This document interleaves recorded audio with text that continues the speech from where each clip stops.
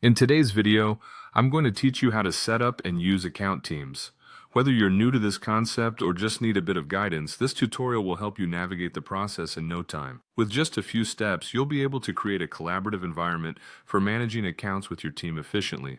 First, let's get started by heading over to Setup. In the search bar, you'll want to type in Account Settings. It's essential to ensure that your configuration is accurate before you begin working with account teams. Finding the right settings can sometimes feel overwhelming, but by heading directly to Account Settings, we're streamlining this first step for a smoother experience. Next, once you're in Account Settings, make sure that Account Teams is enabled. If it's not enabled, you might miss out on a range of collaborative features designed to enhance your team's productivity. Ensuring this feature is turned on will set the stage for everything else we're going to do.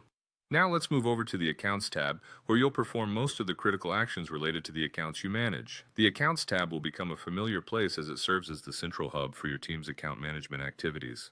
Once you're in the Accounts tab, the next thing to do is open an account record. Think of the account record as the digital file that holds crucial information about your client or project. Imagine flipping through a traditional file folder, but with a lot more interactive and dynamic capabilities.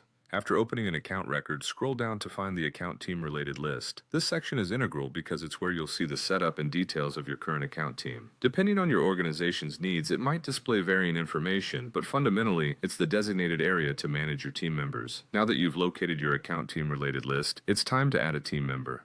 Click on Add. This is where you actively start building your team. Remember, collaboration is key, and adding the right members is crucial to ensure all account-related activities are well coordinated. Once you've clicked Add, a prompt will appear asking you to select a user. Choose a user you want to add to the account team, and then click Save. By doing this, you've successfully expanded your team, allowing for shared responsibility and better management of account activities. And there you have it. Once you've completed these steps, you've not only set up your account team, but also positioned yourself to leverage the full potential of collaborative account management.